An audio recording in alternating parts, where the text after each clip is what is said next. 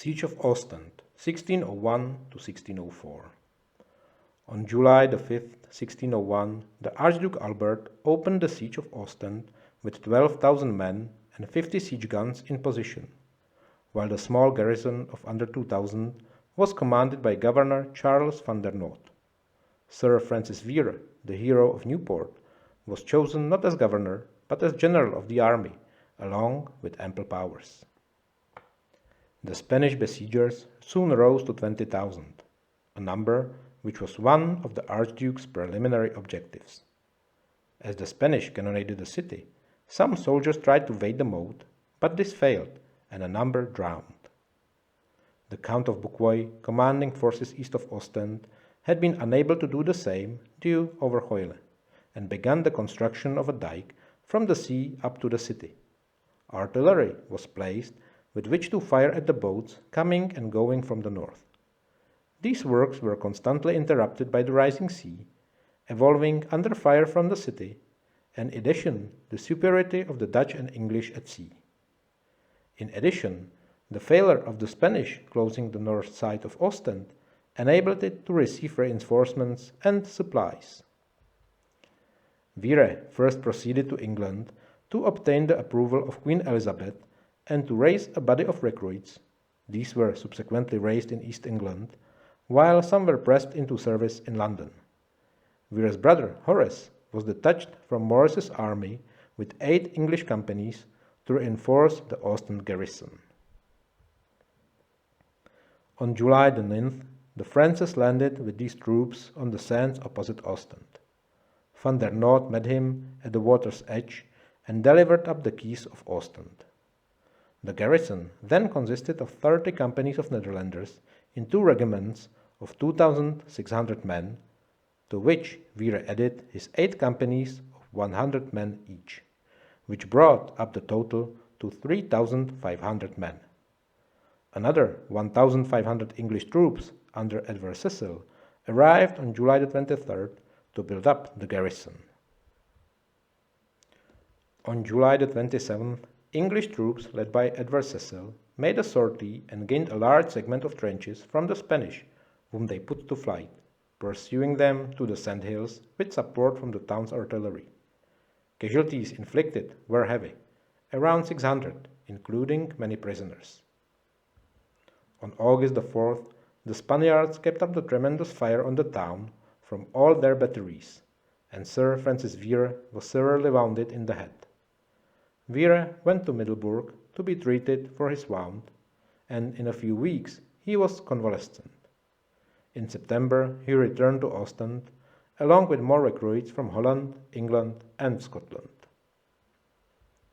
In December 1601, the number of defenders of the garrison was down to less than 3,000, but the besiegers suffered terribly and had only 8,000 men fit for duty out of 25,000. For the first 6 months, and generally throughout the siege, there were fired on average 1,000 shots a day. It was not until the end of November that the Spaniards had been at work advancing their batteries, forming foundations in the haven by sinking huge baskets of wickerwork filled with sand, and building floating platforms on which guns were mounted in the Hoyle. On December the 4th, a breach was made in between the Porcespig and the Helmond, and the Archduke was prepared to storm. Vere made sure it was heavily guarded, and placed Sir John Ogle's company there, but was awoken by the alarm and rushed to the ramparts to discover the Spanish were assaulting the breach. A force of 3,000 to 4,000 Spanish attempted to storm the position. The phalanx of Spanish pikemen managed to gain the breach, but were forced out by a counterattack. The Spanish then launched further attacks, but were repelled again. A fierce struggle ensued, and the besiegers were driven back, while Vere ordered wisps of straw to be set alight and fixed on the ends of the pikes, so that the retreating Spaniards might be fired upon with effect as they fell back. The assault never made it past the breach, as the Spanish found the rappel almost impossible to fight on and suffered heavy casualties. In the end, the attack was a disaster, and after half an hour the Spanish has lost over 500 men, nearly a quarter of the attacking force. The siege continued on, with both sides exchanging artillery fire. The Spanish had unsuccessfully tried again and again to stop Ostend from being provisioned by Dutch and English ships. Maurice and his cousin William Louis of Nassau, at the head of a Dutch and English army of 11,000, rising to 18,000 men, entered Flanders in April 1604 and laid siege to Sluis on April 25th. Luis de Velasco, general of the Spanish horse, and later Spinola himself, attempted to come to the aid of the city, but Maurice's forces stood firm and defeated both Velasco and Spinola. As a result, they could not prevent its loss on August 19th, when the governor of the city, Matteo Serrano, surrendered to the Dutch and English. Ostend was eventually captured by the Spanish on September 20th, 1604, but the city was completely destroyed, and the overall strategy has changed since the siege had started. The garrison of no more than 3,000 to 3,500 marched out with flags flying and drums beating, and were allowed to go to Flushing without harm, while Spinola entertained the officers at a banquet. At this point, the Spaniards and their Empire troops had lost between 60 and 70,000 men in the fighting. The Dutch and their allies had lost in the region of 30 to 40,000. Records state that nearly 1,000 healthy soldiers were needed every month to replace the injured, dead, and sick. Between July 1601 and June 1604, a total of 151 Dutch and English companies served in Ostend alongside to the figure of 2,800.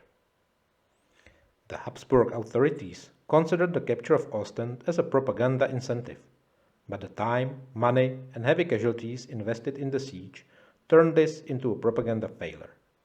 The economic and military fatigue from the long siege would force both sides to maintain a small truce during the winter of 1604 to 1605.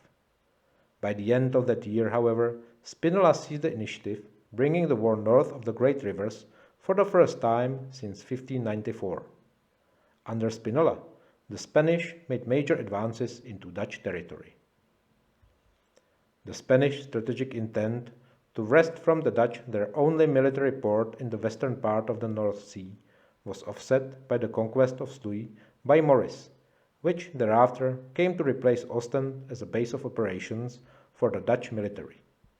In addition, the scale of the Ostend siege and Spinola's subsequent campaign had exhausted the Spanish treasury so much that in November 1607, Philip III announced a suspension of payments after the Spanish royal treasury had declared bankruptcy.